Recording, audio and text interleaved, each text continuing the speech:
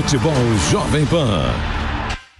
E hoje aqui nos estúdios a gente recebe o técnico do Sub-20 do Fortaleza, Leandro Zago. Seja muito bem-vindo, Leandro.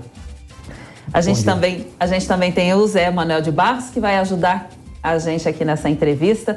Bom, vamos começar então com o Leandro. Leandro, primeiro queria dar os parabéns aí pela excelente campanha na Copa São Paulo. Foi a melhor campanha do Leão nos últimos 15 anos. Quando você percebeu aí que ia longe no torneio?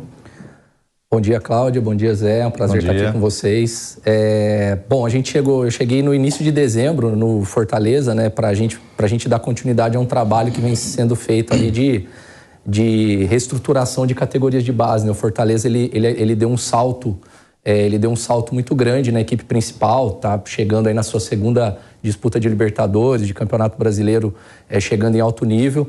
Então, ele começou a investir bastante nisso. E a gente chegou lá e pegamos um grupo que não tinha feito um bom ano, e a nossa ideia durante a competição foi justamente aproveitar a competição para continuar esse desenvolvimento dos jogadores. Eles foram respondendo muito bem.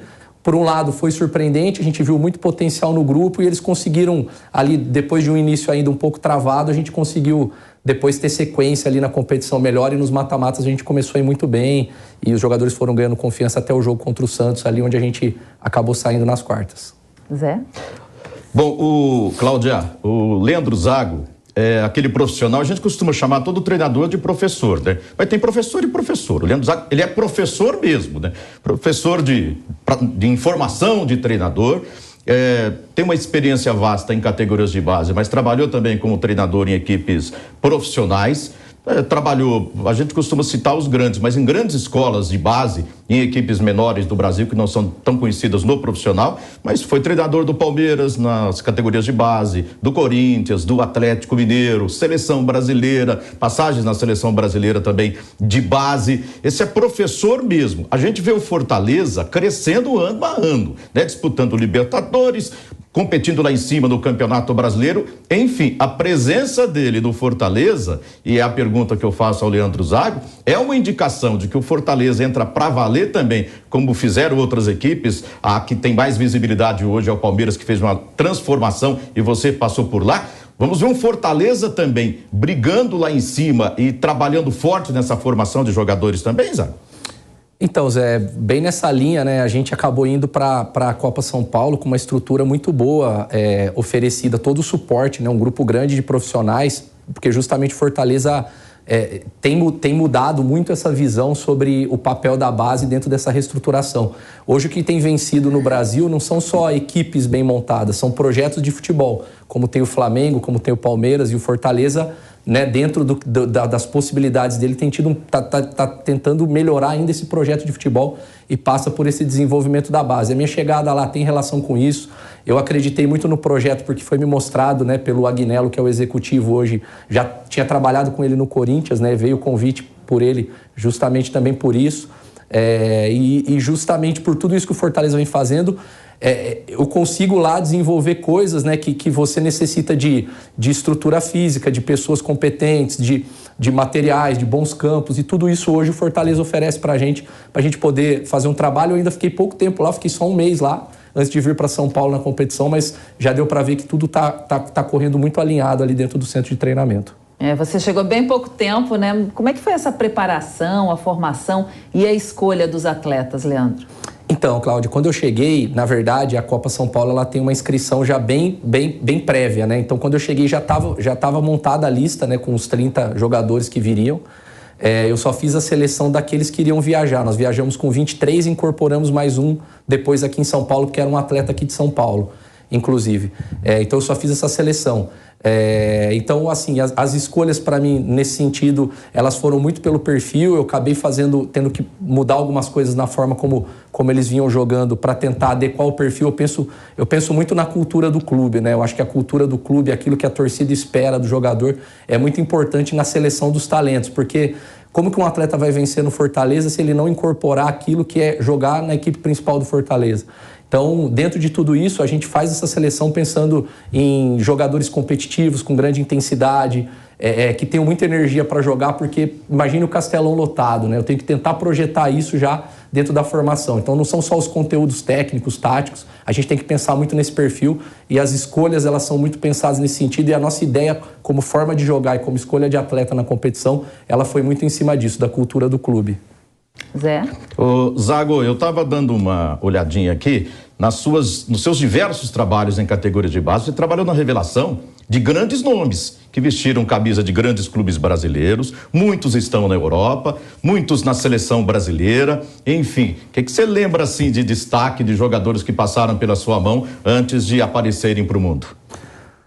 Nossa, Zé, tem ali uma lista, né, de jogadores, assim, eu trabalhei, como você falou, em grandes escolas, né, então eu tive esse privilégio e você acaba tendo aí nas grandes escolas e até alguns clubes que foram, agora talvez não no mesmo nível, mas também tinham uma formação muito grande, como o Desportivo Brasil lá atrás e o Pão de Açúcar, né, e junto com os grandes, então assim, Rafael Veiga, o Emerson Royal, que tá no Tottenham, o Diego Carlos, zagueiro do West Ham, são jogadores, Maicon do Corinthians, Arana do Atlético Mineiro, Malcom do Zenit, são todos jogadores que eu trabalhei ali nas formações de sub-15, sub-17, participei uma parte, né? Eu penso que a gente participa uma pequena parte do desenvolvimento de cada um desses jogadores. Então, assim, eles me proporcionaram também uma experiência muito grande que enriqueceu muito a minha carreira. Trabalhar com um atleta de alto nível é muito bom porque você aprende muito com eles, no comportamento, no dia a dia. Mesmo eles sendo jovens, eles têm muito a te ensinar e você entende depois por que eles chegaram naquele nível que eles chegaram. E você me falou agora há pouco que melhorou muito a formação de jogador no Brasil. Exatamente, eu penso que assim, nós tivemos uma lacuna, que ela ficou ali com algumas gerações que nesse momento talvez estão encerrando a carreira no profissional, mas eu vejo que jogadores nascidos ali a partir de 96, 97, até esses que estão agora, né, participando da formação agora, eles passaram a ter uma formação um pouco melhor preparada para poder desenvolvê-los nas bases do Brasil. Os clubes começaram a perceber, depois daquele momento lá no começo, né, há 20 anos, com a mudança na lei, a entrada da Lei Pelé, a mudança nas regras do jogo, os clubes demoraram ali uns quase 10 anos para entender o peso que se tinha o desenvolvimento de jogador. Então eles passaram a desenvolver melhor as bases com estrutura física, profissionais com formação e não simplesmente qualquer pessoa conduzindo o processo. E dentro disso o papel importante da CBF, que teve a preocupação de colocar melhor calendário para as categorias sub-15, 17 e 20 e iniciar os brasileiros com um pouco mais de data para que as equipes grandes, os grandes jogadores, aqueles que vão bater em seleção brasileira lá na frente, eles possam se enfrentar mais desde a base e não ficar enfrentando equipes muito pequenas dentro dos seus estados que não contribuíam muito para o desenvolvimento deles. Nesse começo aí do ano, o calendário é voltado aos campeonatos estaduais, né, Leandro? É o tempo de preparação para os clubes? Então, Cláudia, a gente estava conversando sobre isso, né, ali fora também. O que acontece? Geralmente os estaduais iniciam, né, em São Paulo, no Rio, e a CBF ela adia um pouco o brasileiro. O que aconteceu esse ano, excepcionalmente, na categoria sub-20, o brasileiro foi antecipado. Eu penso que muito em função da gente tá tendo o Sul-Americano Sub-20 agora, que o Brasil está jogando e está indo muito bem. Vai ter o Sul-Americano Sub-17 daqui a pouco, e eu penso que a CBF deve ter antecipado isso, pensando muito em observar jogadores Sub-17, porque aqueles que têm potencial de seleção, eles já jogam no Sub-20, geralmente. Então ela antecipou um pouco esse calendário para colocar esses meninos para competirem, para poderem ser observados pela comissão técnica, pelas comissões. Então, a gente, nesse momento, vai iniciar agora, a gente retorna, né, as equipes estão retornando de Copa São Paulo agora essa semana que vem, né, eu no Fortaleza, a gente reinicia o trabalho com os atletas dia 9, dia 5 de março, provavelmente, já deve estar tendo estreia de Campeonato Brasileiro Sub-20. Bom, e quanto tempo aí um elenco fica 100% pronto? Olha, eu acho que isso é um processo para o ano. Eu penso que para a gente iniciar, como a gente teve um trabalho já de um mês de preparação e competição, a gente parte de um ponto, mas essas 3 semanas elas são suficientes para tirar um pouco os atletas daquele período parado, mas eu vejo que não inicia num nível muito alto. A gente vai começar a ver realmente desempenho de todas as equipes, né, não só da gente. Aquelas que acabaram sendo eliminadas mais cedo da Copa São Paulo e voltaram cedo vão ter uma pequena vantagem, mas eu vejo que lá para a 4ª ou 5ª rodada, né, os jogos são semana a semana no Campeonato Brasileiro, que você começa a ter um desempenho já um pouco mais próximo daquilo que os atletas vão ter ao longo do ano. Agora, o desenvolvimento deles é contínuo. A gente trabalha o desenvolvimento deles porque a gente pensa em resultado, sim, porque é uma mentalidade que a gente quer construir, mas a gente pensa no desenvolvimento individual do atleta e isso é um processo contínuo para o ano. Então, teoricamente, a gente deve evoluir a equipe o ano todo, ela tem que melhorar o ano inteiro, ela tem que se desenvolver o ano inteiro, porque isso é parte do nosso processo de formação. Uma perguntinha para os dois agora. Quem está acompanhando é o Paulistão, né? Nesse final de semana tem a 6ª rodada, tem o clássico entre o líder Palmeiras contra o Santos. O que a gente pode esperar desse jogão? Gostaria da opinião dos dois, do Zé e do Leandro. Por favor, Zago. Obrigado, Zé. Bom, assim, acho que são equipes com momentos diferentes, né? O Santos tem passado uma crise política esportiva já há alguns anos, né? É um clube que está, talvez, aí nesse momento tentando achar o seu espaço. Nós estamos num momento muito complexo para o futebol brasileiro, em que algumas equipes deram um salto e isso puxou algumas equipes para ou elas sobem o nível ou elas não vão conseguir competir. Acho que o Santos está buscando esse caminho dele, né, como instituição. Tecnicamente, taticamente, ainda é uma equipe em construção, é um trabalho novo com o Odair. O Odair é um treinador que consegue organizar muito bem suas equipes a partir da defesa, como ele fez no Inter, no Fluminense. Eu acredito que ele vai conseguir fazer isso, vai demandar um pouco mais de tempo. E vejo que o Palmeiras acaba tendo um favoritismo pelo tempo de trabalho do Abel. É um trabalho já consolidado. O Abel, você percebe que os jogadores têm já muita referência daquilo que o Abel quer, ele consegue variar muito dentro do jogo, ele inicia de uma forma, muda a forma de pressionar o adversário, a forma de jogar com bola durante o jogo, porque é um trabalho já longevo, então eu vejo que o Palmeiras tem um favoritismo aí nesse clássico. Zé? Concordo. Palmeiras favorito contra o Santos sem o Soteldo ainda, né? Carabarral também tá fora, o Ângelo com a pressão da torcida, que foi lá no treinamento cobrar jogadores e dirigentes, né? Ele tá abalado, deve ficar fora do clássico de amanhã também. Palmeiras favoritíssimo, né? Como domingo São Paulo é favorito contra o Santo André em Santo André e como o Corinthians é favorito contra o Botafogo, esse time, aliás, do Leandro Zago, foi treinador recente lá no Botafogo, né? E no Palmeiras uma pergunta, não sei se dá tempo ainda pro Zago, que o dá tempo tá escorrendo. Zé, pode falar. Dá tempo? Por favor, uma resposta bem em síntese, se for possível, né? Palmeiras está num dilema, sai comprando ou deixa espaço para os meninos da base? E o Palmeiras é o melhor trabalho de base hoje no Brasil ou não, Zago?